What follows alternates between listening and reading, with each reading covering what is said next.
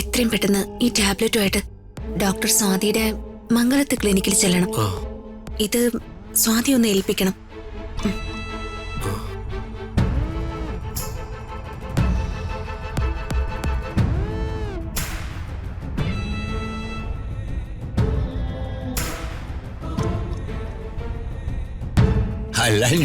സാറേ ചെറിച്ച ഒരു ടെൻഷനും വേണ്ട, സമാധാനായിട്ടിരിക്കെ.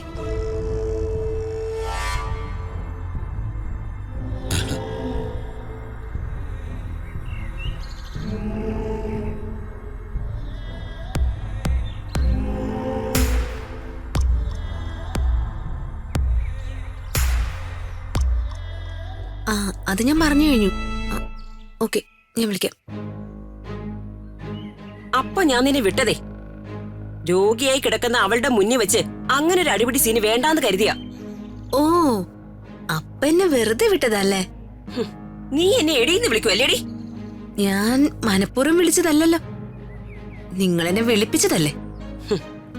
എനിക്കേ സൗകര്യമുള്ളതൊക്കെ ഞാൻ ചെയ്യും. നീ ആരാടി ചോദിക്കാൻ? നിങ്ങളുടെ സൗകര്യം അനുസരിച്ച് കുറെ ഇവിടെ ചെയ്ത് കൂട്ടിയിട്ടുണ്ട്. ഇനി നടക്കില്ല അംബിക വർമ്മേ. ദേ, നിന്നെ ഞാനങ്ങ് തീർത്തു കളയും. പിന്നെ ഒരു തീർപ്പുകാരി. കുറെ കവലച്ചട്ടമ്പികളും ക്രിമിനൽസും ഒക്കെ കൂടെ ഉണ്ടെന്ന് എനിക്കറിയാം.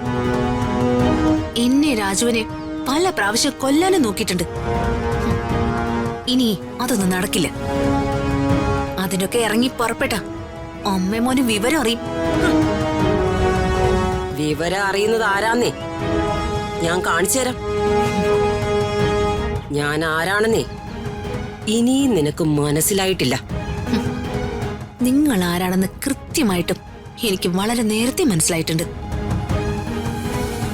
എന്റെ അച്ഛന് നിങ്ങളോടുള്ള അമിത സ്നേഹം കൊണ്ട് പലപ്പോഴൊക്കെ ഞങ്ങൾ ക്ഷമിച്ചു തന്നിട്ടുണ്ട്. ഇനി എന്തായാലും അങ്ങനെ ക്ഷമിക്കാൻ പറ്റില്ല. നീ എന്ത് ചെയ്യൂടി? നിങ്ങളോടുള്ള കണക്കൊക്കെ ഞാൻ വീട്ടാൻ തുടങ്ങുന്നതേ ഉള്ളൂ അംബികെ.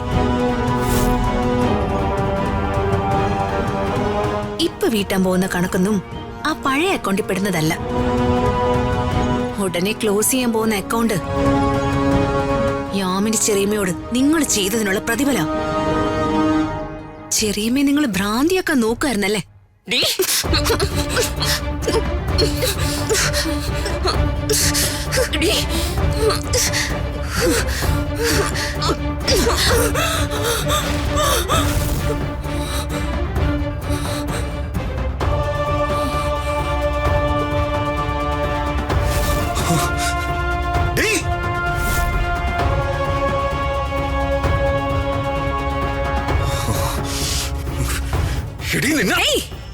എന്നെ തൊട്ട നിന്റെ കയ്യും കാലും ഞാനിങ്ങ് എടുക്കും. മനസ്സിലായടാ?